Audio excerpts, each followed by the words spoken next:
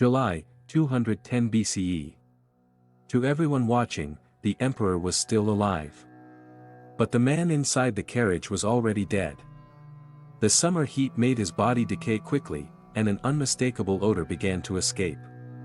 To keep the officials and soldiers from discovering the truth, carts of salted fish were piled around the imperial carriage. The smell of fish mixed with the smell of death and covered the entire procession. The answer begins 49 years earlier. Chapter 1. The hostage child who took control of Qin. In 259 BCE, the land later called China was divided among rival kingdoms. Qin, Zhao, Chu, Wei, Han, Yan, and Qi fought for territory and survival. An alliance made at a banquet could end in an execution the next morning. In the capital of Zhao, a city called Handan, a boy was born. His name was Zheng. His father, Iran, was a minor prince of Qin held in Zhao as a political hostage. If Qin broke its agreement, or attacked Zhao, Iran could be killed in retaliation.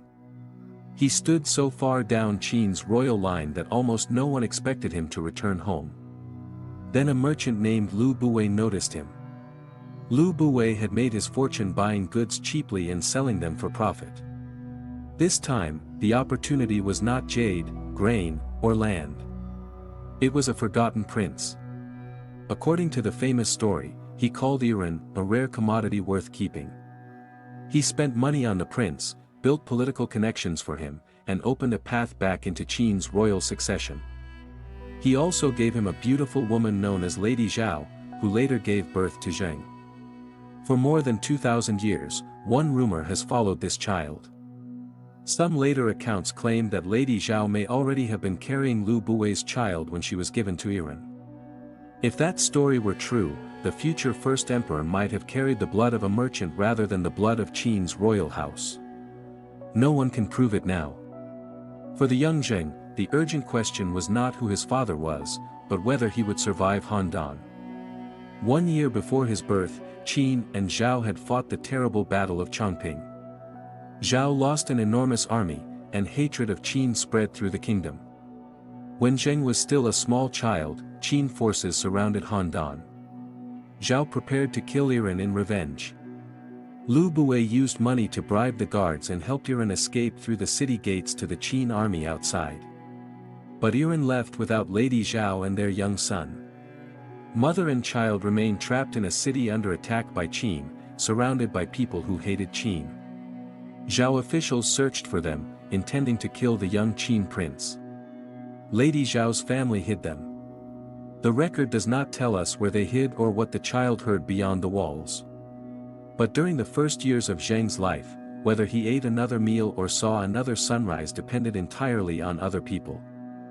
Later, the royal succession in Qin changed. Iran became crown prince, and Zhao finally allowed Zheng and his mother to return. The child had escaped the enemy capital. But a palace was not the same as safety.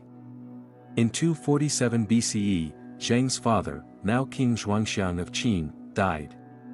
Zheng inherited the throne at 13. He occupied the highest seat in the kingdom, but he did not yet control it. Lu Buwei governed as chancellor and was honored with the title, Second Father. The officials and armies of Qin obeyed the young king in name, but appointments, reports, and major decisions still passed through Lu Buwei. The greater danger came from inside the royal family. Zheng's mother became involved with a man named Lao Ai. To bring him into the palace, Lao Ai was disguised as a eunuch. Through the Queen Dowager, he gained land, wealth, followers, and private armed power. The couple even had 2 sons. One story claims that when Lao Ai was drunk, he boasted that he was the young king's false father. For Zheng, this was more than a family scandal. Using the seals of the Queen Dowager and the king, he raised troops and tried to seize power. Palace gates were forced open. Chariots entered the streets. Disorder spread through the capital. But the child once abandoned in Handan was no longer waiting for other people to decide his fate. Zheng mobilized loyal forces and crushed the rebellion. Lao Ai was executed by being torn apart with chariots, and his faction was destroyed. The Queen Dowager lost her political power. Lu Buwei was later removed, exiled, and finally died by poison. Within a few years, the people who had once stood around the boy king and made decisions for him were gone. After the age of 22, Qin had only one true master. From the escape in Handan to the rebellion in Xianyang, Zheng seemed to have learned one hard lesson. As long as someone else could raise troops, use a royal seal, or choose the next ruler, he was not truly safe. Now he controlled Qin. But beyond Qin's borders, 6 other kings still ruled. As long as they remained, Zheng could imagine becoming someone else's hostage again. He did not just defeat 6 kingdoms. He made them disappear. In 230 BCE, Qin launched its final attack on Han. This was not a sudden dream born in Zheng's mind. Long before he was born, generations of Qin rulers had spent more than a century turning their kingdom into a machine built for war. Qin registered land, counted households, collected grain, and moved men quickly to the front. A common soldier could earn rank and land through military achievement, while an unsuccessful noble could lose inherited privilege. 6 generations of kings had built this machine. Zheng gave it one final purpose. Han fell first. 2 years later, Qin captured Handan. The city that had once held Zheng's family at its mercy now opened its gates to his army. History does not record his expression when the news arrived. Perhaps he remembered his father escaping alone and his mother hiding him from Zhao's soldiers. Then the war continued. Prince Dan of Yen believed that his kingdom might be next. In 227 BCE, he sent an assassin named Jing Ke to Xianyang. Jing Ke carried the head of a Qin fugitive and a map of Yen territory, pretending that Yen wished to surrender. Inside the royal hall, officials stood in rows as Jing Ke approached Zheng and slowly opened the map. At the end of the scroll, a poisoned dagger appeared. The map was finished. The blade was revealed. Jing Ke seized Zheng's sleeve and lunged. Zheng pulled away, tearing the cloth. He wore a long sword at his side, but in the panic he could not draw it from its sheath. The ministers were unarmed. The guards were not permitted to climb the royal steps without an order. For a few extraordinary moments, the man who was trying to conquer the known world ran around a pillar while a single assassin chased him. Someone shouted, "Push the sword behind you." Zheng finally drew the blade and struck Jing Ke. The assassin threw his dagger, but it hit a bronze pillar. Wounded and knowing he had failed, Jing Ke laughed and cursed the king. After the assassination attempt, Zheng ordered the invasion of Yen. The attack may have left him with more than anger. A kingdom could offer surrender while hiding a knife inside its map. A smiling visitor could step forward and reach for his life. Wei fell next. Qin engineers diverted river water toward its capital, Daliang, until the walls collapsed. The hardest enemy was Chu. The young General Li Xian claimed that 200,000 soldiers would be enough. The veteran Wang Jian insisted that he needed 600,000. That was almost the full strength Qin could send. If Wang Jian turned around and rebelled, few forces would remain to stop him. Zheng gave him the army anyway. Wang Jian entered Chu but refused to fight.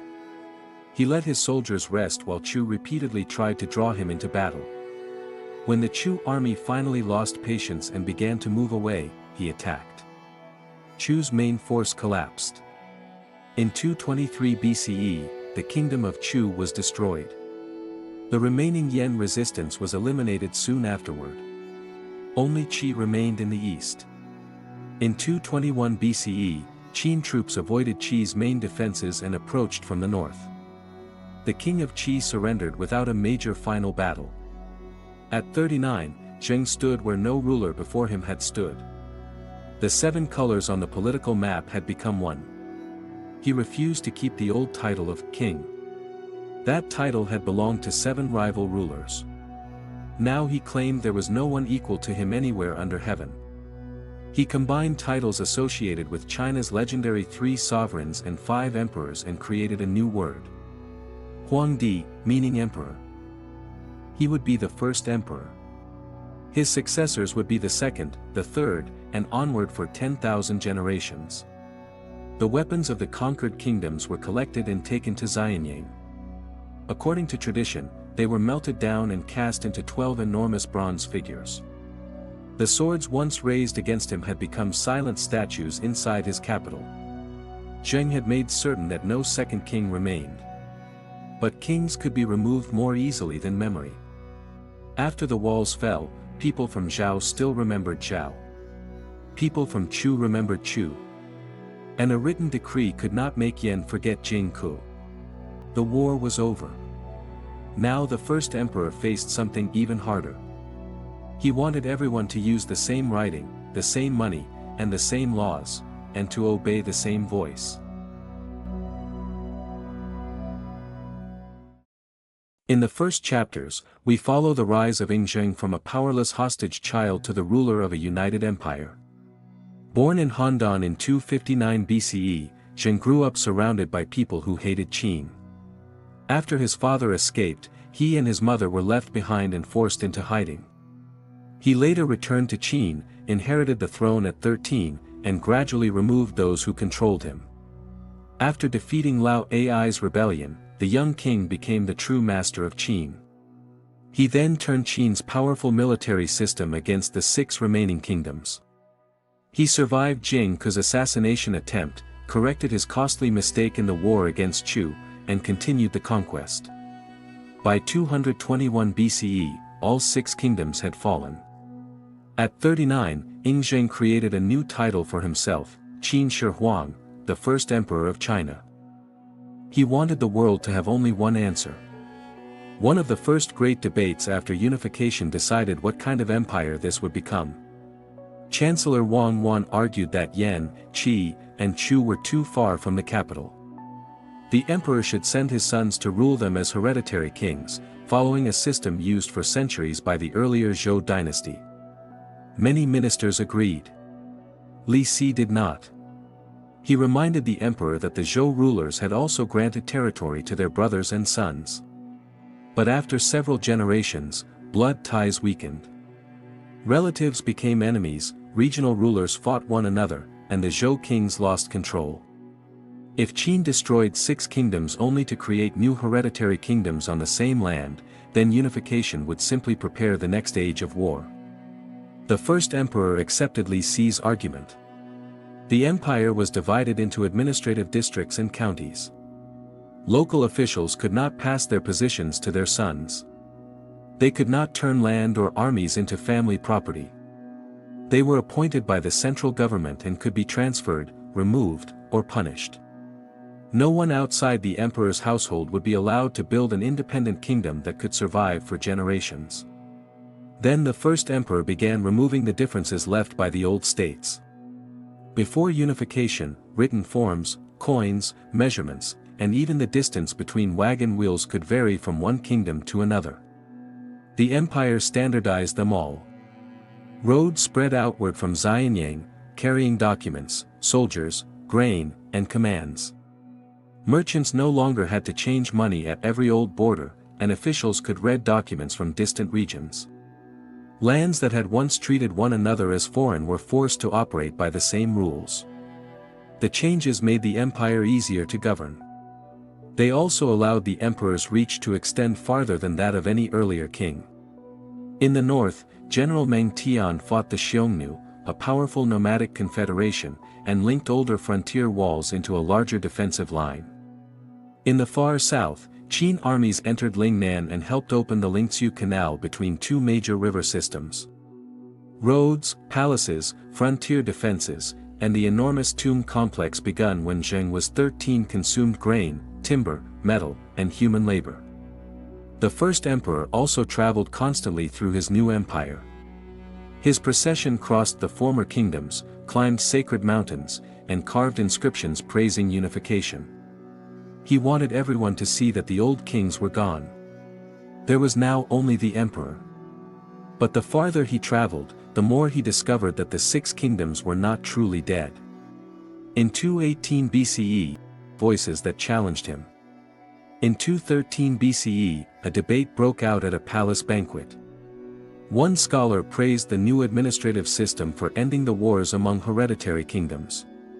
Another warned that the emperor had given no regional kingdoms to his sons.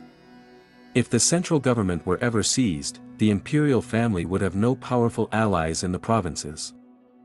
It could have remained a debate about the future of the state. Li Si turned it into a debate about who had the right to judge the emperor. He warned that scholars were using examples from the past to attack the present. As long as private teachers could appeal to older political models, people would continue to hear competing ideas about what government should be.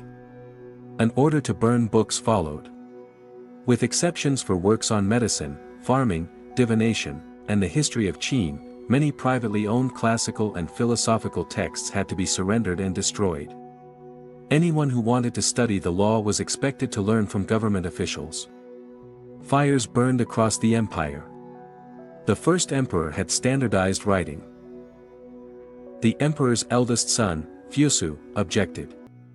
The empire had only recently been united, he warned. People in distant regions were still unsettled. Excessive punishment would make them more afraid, not more loyal. The first emperor rejected the warning and sent Fusu north to serve with General Meng Tian. The man most likely to inherit the empire was removed from the center of power. In 211 BCE, a meteorite fell in Dong Commandery. Someone carved 7 Chinese characters into the stone. The first emperor will die, and the land will be divided. An investigation began. No one confessed. The people living nearby were punished, and the stone was destroyed. The prophecy disappeared, but its message could not be so easily erased. The emperor could burn a book, smash a stone, and kill the person who spoke a prediction. How could he kill death itself?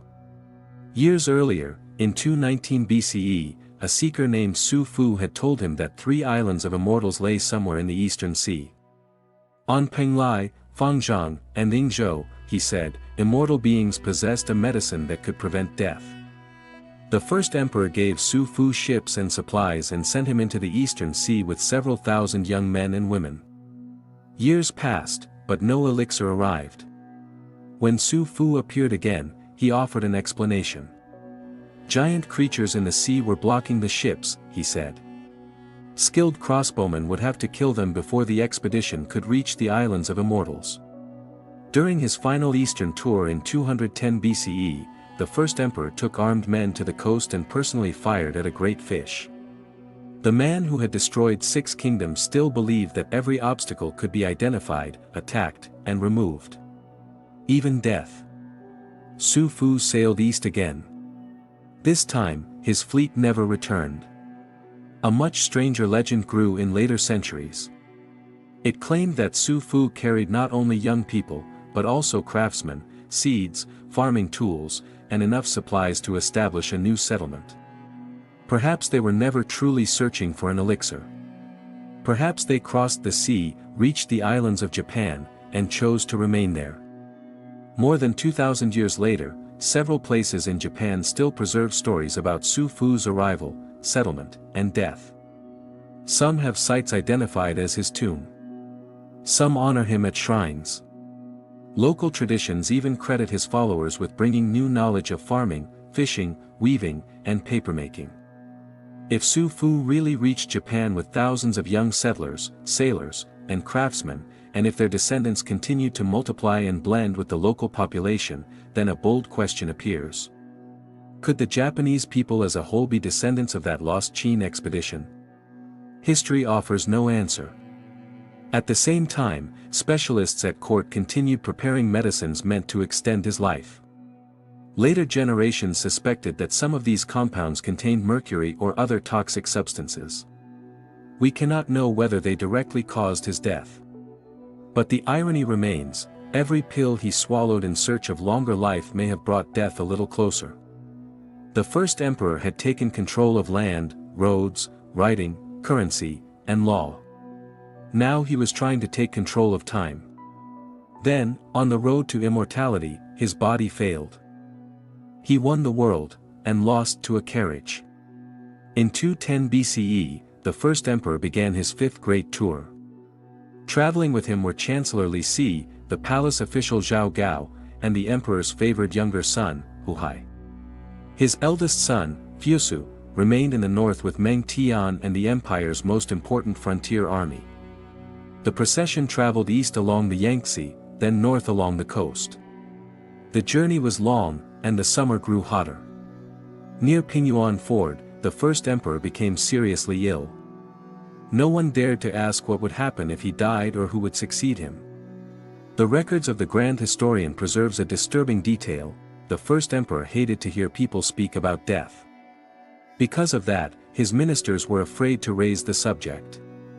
He had designed an empire that was supposed to last for 10,000 generations, yet he had not publicly declared who would rule after him. As his condition worsened, he finally ordered a sealed letter to be sent to Fusu in the north. Its most important instruction was simple: return to Xianyang and join the funeral. The letter did not explicitly appoint Fusu as emperor. But among all the imperial sons, he alone was being called back to the capital. The letter was placed in the hands of Zhao Gao. It was never delivered. The procession reached Shaqiu, the sand dune platform. In July, the first emperor died at 49. He had become king at 13, taken personal control at 22, and conquered the last rival kingdom at 39. He lived as emperor for only 11 years. Li Si's first decision was not to announce the death. The emperor had died far from Xianyang. The former kingdoms remained restless, no successor had been confirmed, and Fusu and Meng Tian controlled powerful forces in the north. If the news spread too early, the empire might break apart. So the doors of the imperial carriage remained closed. Meals were carried inside. Reports were submitted. Commands continued to come out. While alive, the first emperor had turned the state into a machine trained to obey a single voice. Now, to keep the machine moving, the men around him had to pretend that voice still existed. And once the death was hidden, real power passed to the people who could manufacture the dead emperor's commands. Zhao Gao approached Hu Hai. Hu Hai was the emperor's favored younger son and was already traveling with the procession. If Fusu returned to Xianyang, Hu Hai would lose any chance of taking the throne. Zhao Gao told him that the future of the empire was within reach. Then he approached Li Si. Li Si had helped build the centralized empire and was now its highest minister. Zhao Gao asked him one question. If Fusu became emperor and Meng Tian returned to court, would Li Si remain chancellor? Li Si fell silent. He had spent his life defending imperial law and order. Fear of losing his position now led him to forge the emperor's command. The three men made a secret agreement. They suppressed the first emperor's letter to Fusu and created new orders declaring Hu Hai the heir. Then they wrote another command in the dead emperor's name, accusing Fusu and Meng Tian of failure and ordering them to take their own lives. When the order reached the northern frontier, Meng Tian was immediately suspicious. The emperor had trusted them with a huge army. Why would he suddenly demand their deaths without an investigation? Meng Tian urged Fusu to seek confirmation. Fusu believed that a son could not refuse a direct command from his father. He drew his sword and killed himself. For years, the first emperor had taught the realm that a document bearing the imperial seal could not be questioned. Now a forged document used that obedience to kill the man most likely to inherit the empire. The procession continued west through the summer heat. The body decayed. Carts of salted fish were moved beside the emperor's carriage. Along the road, officials and ordinary people knelt before a ruler who had become a hidden corpse. Only after the procession returned to Xianyang was the death officially announced. Hu Hai became the second emperor. He inherited all of his father's power but little of his ability. He continued the enormous construction projects and labor demands. With Zhao Gao's help, he also eliminated brothers, sisters, and ministers who might threaten him. In 209 BCE, two minor officers named Chen Sheng and Wu Guang were leading conscripted men toward the frontier when heavy rain delayed them. Under the traditional account of Qin law, arriving late could mean death. If obedience might kill them and rebellion might also kill them, why not rebel? They killed their commanders, raised a flag, and shouted a line remembered for more than 2,000 years. Are kings, generals, and ministers born different from the rest of us? The revolt spread like fire through dry grass. Names that had disappeared from the map, Zhao, Wei, Qi, and Chu, returned on rebel banners. The first emperor had destroyed the old kingdoms, but they had survived inside people's memories. Reports of rebellion reached the palace. Hu Hai did not want to hear them. Messengers who described the danger risked punishment. Later messengers learned to give him safer news. The rebels were only bandits. Local officials would destroy them soon.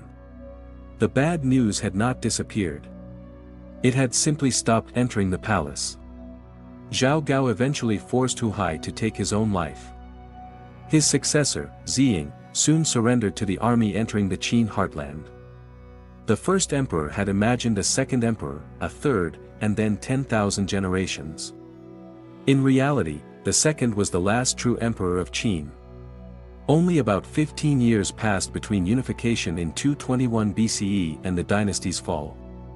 After the first emperor's death, his empire survived for roughly 3 years.